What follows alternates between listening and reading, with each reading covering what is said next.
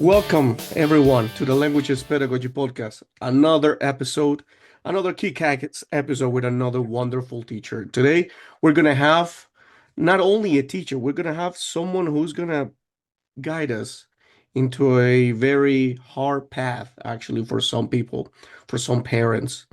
We're going to be talking about ADHD. We're going to be talking about all the problems that it actually comes with it. And this time, I invite Eliza, right? Eliza Dadson. Yeah, So today we're going to be talking to her. So please, would you like to introduce yourself? Let us know who you are. yeah, no worries, Mike. So, hi everyone, I'm Eliza. I'm from Australia. So, Eliza is how you pronounce it correctly in many other countries. So, all good, Mike.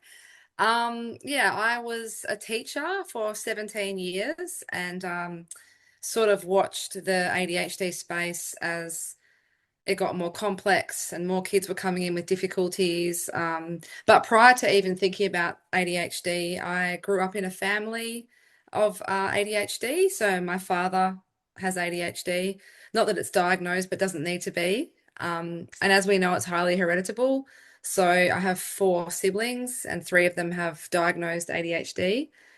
So yeah, just kind of growing up and being pretty aware of it as a kid, and then moving into that teaching space and really helping. Mhm. I used to really enjoy working with the more complex kids because I sort of understood what they needed and why they have different processing modalities and things like that. So yeah, in my teaching career, I also researched looking at the factors that influence the development of kids in that resilience field, social emotional development, self-awareness, and then I finished off with a coaching certification with ADCA, which is the ADHD Academy in New York. So that was kind of the icing on the cake of why is Mhm. it kids are doing what they're doing, and how can I step into a space where I can educate teachers to understand these kids because they do what they know because they don't know what to do. So that's where Exactly. ADHD with me launched, and that's what I'm doing over here at the moment in Australia is upskilling educators in the space and also running parent workshops to help them better understand the behaviors and the meaning behind that communication. Wow. So I just found the gold mine here. Gold mine. Because I've been actually trying to look for someone who can actually help us. In my audience, I have people who are very interested in these type of topics, parents also, who are pretty worried about this because they don't know actually where to go.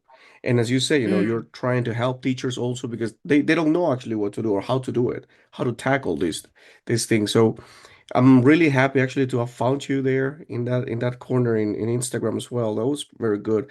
I actually saw one of your posts and I really liked it. It really uh inf like make that point. I was like, hold on a second.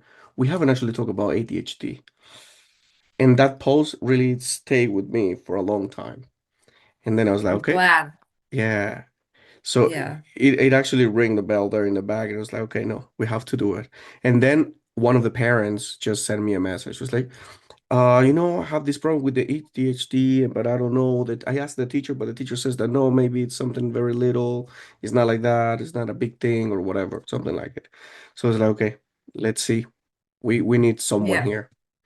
And Yeah, there you are. definitely. And thank you. And the other thing that's hard as the teacher perspective is when we were studying our teaching degrees, especially here in Australia, we're not really given much education around ADHD. We touch on it in a couple of units. And if you specialize, you might specialize on it, but not in a deep sort of knowledge-based practice. You kind of touch on it. But again, at the end of the day, as a teacher, you can't actually say to parents, look, we believe your child has ADHD. Mm, What you can do is sort of make adjustments and support them through their learning, and you can suggest they go and get some support or a further diagnosis by a pediatrician or practitioner, but we yeah, can't actually say that that's what's going on because we don't exactly know. But what we do know about the world that we're living in today is so many children have symptoms and nuanced symptoms of ADHD, especially for the fact of the gaming and what that's done to the cognitive and executive function for kids. So a lot more kids are looking ADHD in classroom settings, which again, especially in Australia, teachers aren't really that well supported in understanding how they can really unlock and support these kids in their learning styles. true. But I don't think it's only in Australia. I think that's actually happening everywhere. All the Yeah. teachers that I've been actually talking to, they're all actually share this opinion. They have this common ground. It's like they're not actually well trained. They don't know actually how to tackle this situation, and that's a fact. And that something actually brings me to this question: why ADHD is still deeply misunderstood in modern education? Well, I think it's quite the history of ADHD was just so negative. So if we kind of go back in history and we think about what is ADHD or what was ADHD defined as, the first thing people need to understand is in the early, like in the 1930s, it was considered a brain, something that was actually wrong, first of all, or Mhm. hyperactive child syndrome. It was also only really looked at as a boy condition. So when pediatricians were studying and psychiatrists were studying in the early years, up until around the year 2000, they were only looking at boys and they were looking at external presentations. So they were looking at what's happening, the calling out, the impulsivity, the disruption, the clear distractibility. But what they didn't know, which they know now, is a lot of it's emotional dysregulation and a lot of it's actually internal as well. So going back in history to answer that question, it was looked upon as like, impulsive, Mhm. interrupting, not conforming to the norm, not sitting still, calling out. And Yeah. so it's got a really bad rap, and it hurts my heart sometimes because kids spend so much of their early years in school and they shape the way they feel about who they are based on a lot of the feedback they get from their environment. And if they're getting told, just try harder, stop calling out, sit still, listen carefully, pay attention, when people don't even know they've got ADHD, they're disadvantaged compared to their peers with an invisible condition. So I think in the early days, it was really looked upon as a disruptive, hyperactive, impulsive child who can't Mhm. focus. And then as we moved into the 2000s and now we're in 2026, the knowledge has been shared that it's a complex neurobiological condition. It's impacting kids' ability for task initiation. There's a lot of strength in ADHD, especially in the areas of their interest. They actually flourish. A lot of ADHDers have a high IQ. Yeah. They can absolutely fly when they're in a supported environment and when they're doing things that they love. But in the school setting, it's not always as interesting for them. It's a lot harder to task initiate and to stay focused when you can hear a bird out the window chirping that other kids can't hear because you have heightened senses, right? So over time, we're slowly moving into the fact that yes, there are many strengths in Mhm. ADHD, and so many people are highly successful that have ADHD. But with those strengths comes weaknesses, and they're quite paradoxical. The strengths are stronger, and the weaknesses are quite weak.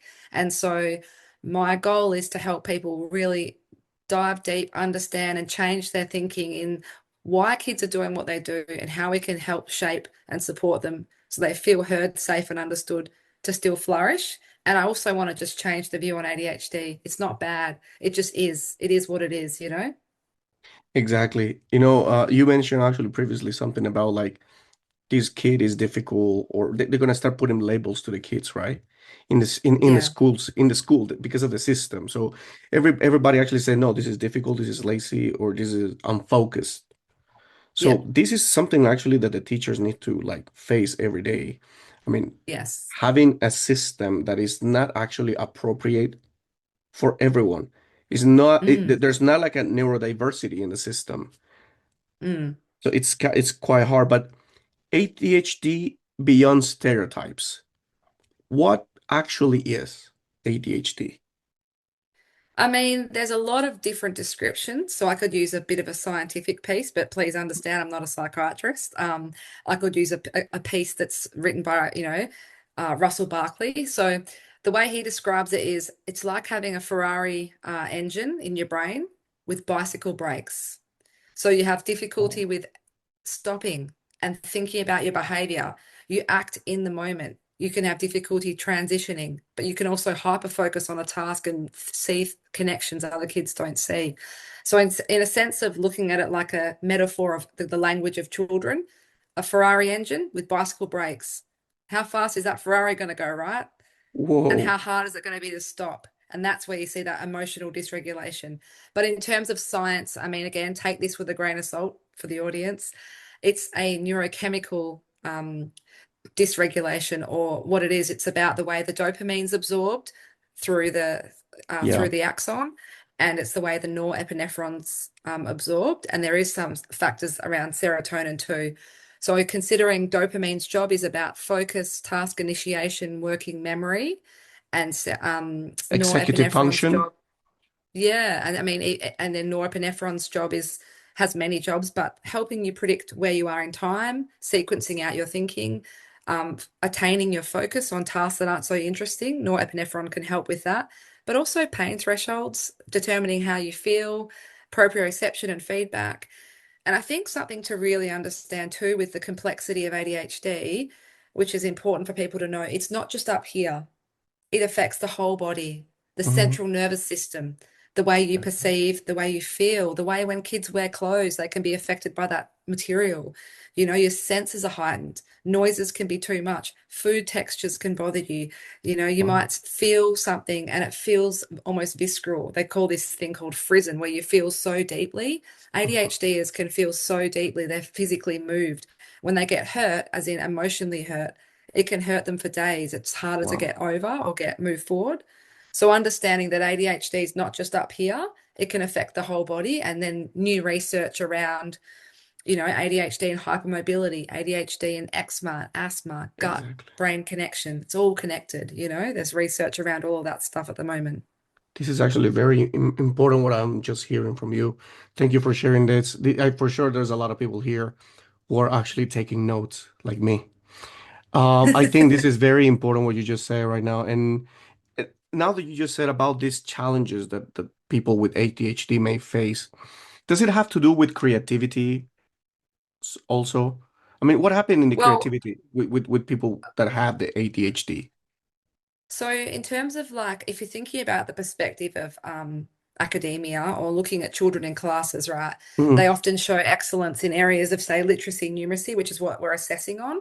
But our ADHD is often think outside the box and are often highly creative. And in that creative space, they're usually musically quite aware and intelligent. They might not necessarily read the notes, but they can play the tunes and Oh, remember them. They're usually artistic. They're not looking for feedback from everybody else. They're hyper focused in that piece, which means they could be more creative without judgment. They are usually highly creative, even in drama, even comedy, the comedy scene, right? Because the filter's not there to think before you speak, you come up with the best comebacks.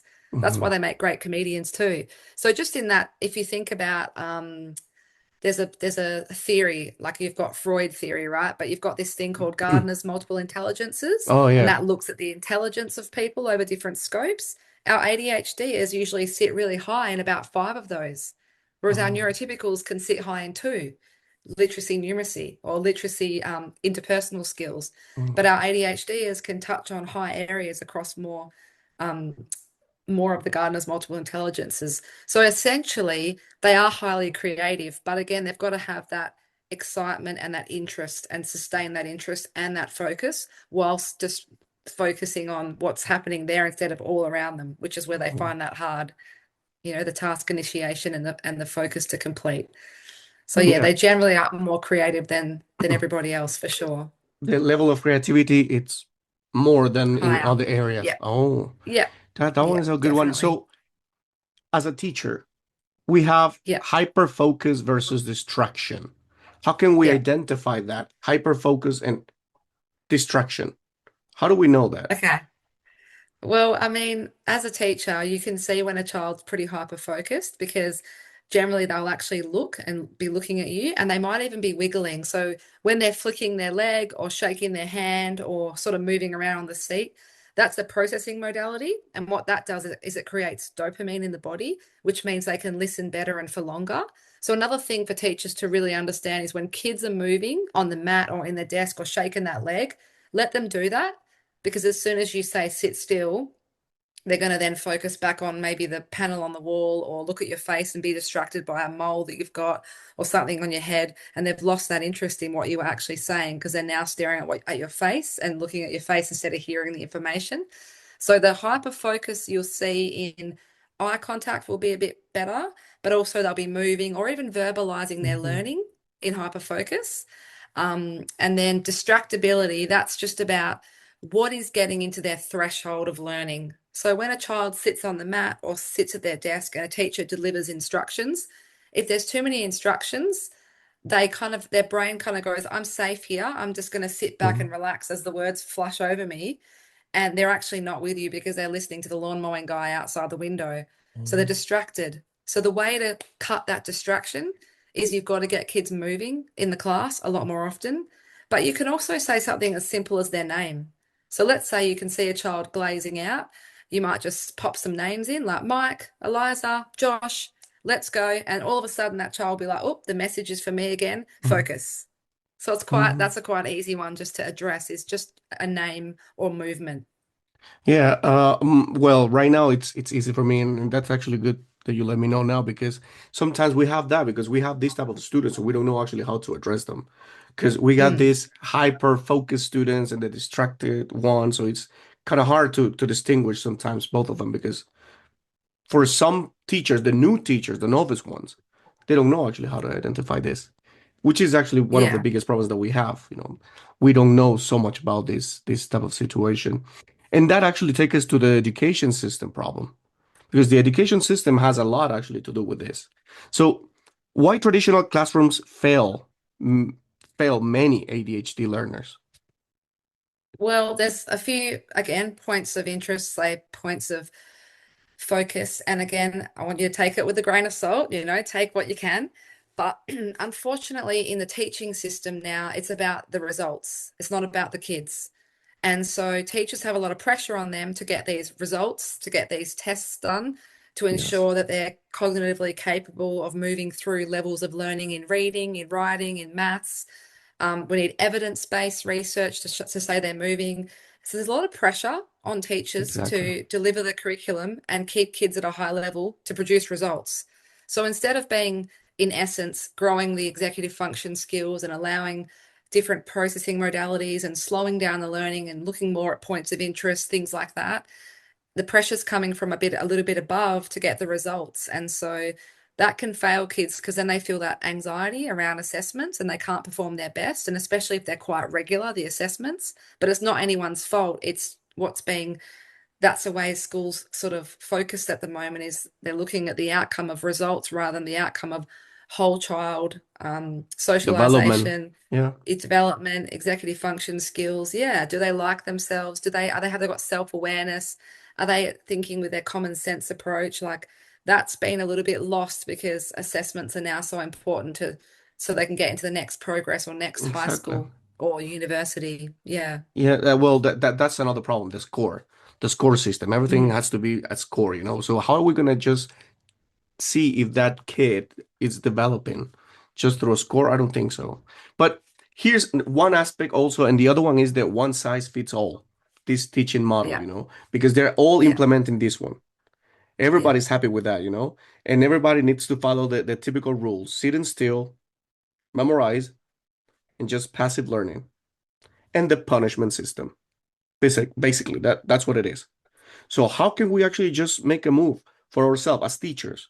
How can we just not change the system, but help them more, address the kids Make that, some adjustments. yes, I think the thing about it is, it's once you've got some awareness and you know that it's not that hard to make some small adjustments, what you focus on grows, and you'll notice those small adjustments lead to happier kids, lead to better behavior, lead to more positive moments for kids, and it will just snowball from there. So, the first adjustment that I would be making as a teacher is movement is magic. Movement is a key. If kids can move, they can process information better.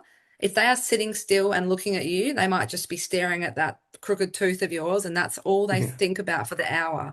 But if they can move and talk about their process of learning, or they can move and go and find sight words in their learning process, or they can read a book outside and be in nature, and the anxiety is reduced because they're just reading in nature. Like we've just got to think, how is it we can get kids to move more? Because that allows them to process information at a higher rate, and their central nervous system feels a bit safer because they've got less pressure on them to sit still in a desk that they might be feeling because they're more sensitive at ADHD, so the texture of the seat might be bothering them for a long time. So being outside or moving can really help sort of empty that emotional cup and allow them more space to absorb more learning.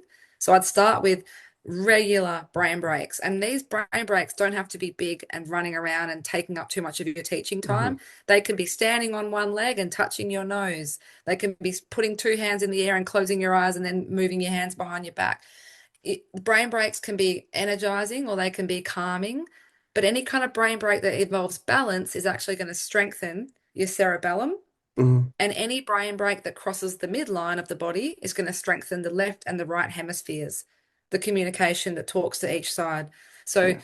if teachers can bring movement into teaching, it is absolutely game changing. So you might learn a concept, stand up, talk to a friend about it, take a seat. You might get kids to call out or move around a circle, sharing what they've got, or go outside and ask a question to each other, or think, pair, share with each other, but in movement. That Hmm. really makes a difference in learning. So I that's the saw it first thing I'd be actually. doing. Yeah, I saw this one now that you're mentioning. I saw it in one of the high school that I actually was working before back in the days. I saw one of the teachers actually implementing this like kind of a active pauses that they call it, or brain breaks, Hmm. active pauses, and they Yeah. used to actually make stand up every 15 minutes or something like it and do this type of actions. Now it makes sense. Yeah, and So, even in the very, I don't know if you know about some of the schools in America, some of the charter schools and some of the kids that are lower socioeconomic areas which have higher prevalence of ADHD, some of those schools have like actual bikes and treadmills and things that are accessible in the class setting, one or mhm, two, and kids can do 10 minutes on, 5 minutes elevating heart rate. 10 minutes on, 10 minutes elevating heart rate. And again, what does an elevated heart rate do? It produces endorphins that make you feel good and you can concentrate, you exactly. can feel better. Blood's moving, body's moving, brain's then engaged. So definitely brain breaks. And same as us adults, when we're exercising, we're feeling good, right? Yeah, you said it. So That's it's exactly. common Yeah. sense approach. Well, Yeah. that's yeah, but as I said, I think I told you, but it's not so common nowadays. Common No, sense is because we're not so stressed common. about getting all the thing is as well, because I know the perspective of teachers because I was teaching for so long. We're spending a lot of time worrying about making sure we're delivering what's expected of us and giving the kids the best we can in terms of covering all the aspects of the curriculum. Yeah, And so we forget that we need a break sometimes, and so do they. And that break can just start with movement. Just start with movement. It's magic. Movement's magic. It's a mantra. Get it, true. getting up, getting down, and moving around. Yeah, It's going to help re-engage their listening as well. yeah, and actually, I noticed that, and now I'm actually implementing it myself in my classroom as well, and it really helps. I see it, and it's actually something that they needed, especially the kids with Yeah. ADHD who are diagnosed. Yeah. So Yes. now moving beyond this, because all this ADHD has an emotional cost, right? Yes. We Yes. have shame, masking, or a low self-esteem. Yes. And that's not only for the kid or the person who gets the ADHD, but also the family, I guess. So Yes. how to not control, but how to make it more livable. I don't know. How can I put him Yeah. into those words? Like make it not that terrible. I mean, make the kid feel terrible, or the Yeah. family feel like everything is bad around that, and Yeah. feel like everything is so bad. Why this happened to me? Because it happened, and I've seen parents like that. Yeah. I think the biggest piece of advice I give parents is you've got to meet kids where they are. So they chronologically might be 10 years old and they might be hanging out with their 10-year-old cousins, but their social skills might be that of a 7-year-old because they have ADHD and they can't plan their actions. They just act in the moment, which makes them magnificent to problem solve, but it makes it stressful crossing a road, right? Because they just Hmm. go. So the first thing is just you might be talking to a 10-year-old, but sometimes you got to know, break your instructions or show that sort of, if you can, think about how you would talk to your 7-year-old in your 10-year-old's body, because their executive function skills means that they're about 30% behind their peers in some areas Mm. of everyday tasks, but they're 30% ahead of their peers in other areas. So you might have a child that you take to a party who's like an old soul who has great conversation, extensive vocabulary, and an amazing memory. And then you get home, and then that night they can't even remember to like pick their towel up off the floor, go, not even going read their book till midnight. They don't go to bed on time, and they never get ready for school on time. It's a battle. It's because in areas of interest, so that child might be socially really interested, intuitive, sense energy, Hmm. she might be up here. But when it comes to organizing herself, it's not about the fact that she can't. It's they don't know the first step to take and they rely heavily on their parents. So I think the first thing you can do is go, okay, they've got ADHD. So my journey is going to look a little different to my family members. That's your first sort of thinking. Yeah. The next thing is like scaffolding. They need mega structure. A house needs scaffolding to be built. A child's brain and development is going to need extra support because they don't absorb information at the same rate, especially if it's boring. But when they're interested, they absorb it faster. Again, it's that Yeah. paradox. Strengths are stronger, weaknesses are weaker. And they won't be able to, they don't have the capacity or the luxury to stop and think, I probably shouldn't do that because that will happen and then that will happen. I might do that instead. They don't have that luxury because of the executive function deficit, but also the neurochemical deficit. So, understanding as well that they are going to have a more emotional dysregulation than the average child, and it's in the Yeah. repair. After they've had a brain flip, what do you do next? Well, first you can't talk to them if they're flipping out because they're non-negotiable. They're in their Mm. Exactly. mammal reptilian brain, they're in their non-negotiable brain. When they're ready to come back, don't sit and do talk therapy and stare at them about their decisions they just made. The best place you can do that talk is going out for a walk, walk and talk, going out for a drive to go and get your favorite, I don't know, ice cream. Have a chat then when it's away from the action because they'll absorb more. Exactly. You know what I mean? That Mm. that must be even exhausted. I mean, there's a point where you just get exhausted about trying to appear normal also. Yeah, and also for these kids, right, the feedback that they're always getting is you're so random, or you need to sit still, or stop calling out, or can't you just do what everyone else can do, or you Yeah. forgot something again. So their sense of awareness of who they are is shaped by what happens to them at school and in sporting opportunities and in family life. So we've got to be really conscious that our ADHD is they do get exposed to a lot more negative feedback than neurotypicals. And it's not necessarily harsh, as in people are being rude. It is just that simple. Thanks, Mike, but you forgot that today's not library. Or thanks, Eliza, but today we don't take our shoes because we're not going to basketball. Or it's always that but. So it's Hmm. thinking about where is the positive that I can catch this child Yes. and leave out the part they missed because all they'll then be wired up to hear is the negative part. We want to focus on the positive. And they already feel a sense of shame because they don't have control over that emotional response. So when they've hit the ceiling, lost their marbles, come back down to earth, they feel guilty and embarrassed and they feel shame because they can't control their emotions like other kids just yet. It will catch up. And Exactly. so that's the repair. That's where the repair needs to happen. You know what I mean? Yeah, and well, that's one side of the story, but now what happens with the other parents? Those parents that they cannot accept this situation because in a social context, they don't see themselves into this problem and they avoid talking about it because right now I have one situation like that. One of the parents don't want to accept that the kid has ADHD or something like it. And no, Yeah. it's impossible. They Yeah. go into this negativity. They're like, no, no, no, denial. No, impossible. No, my kid is perfectly normal. What you're talking about, and they don't want to Yeah. actually act and help the kid. How Yeah. do you actually manage such a situation there? Well, I think at the end of the day, sometimes the responsibility lies in the choices that the families are going to choose to make and how that impacts the child is out of our control as caregivers or as the lighthouse in that child's life.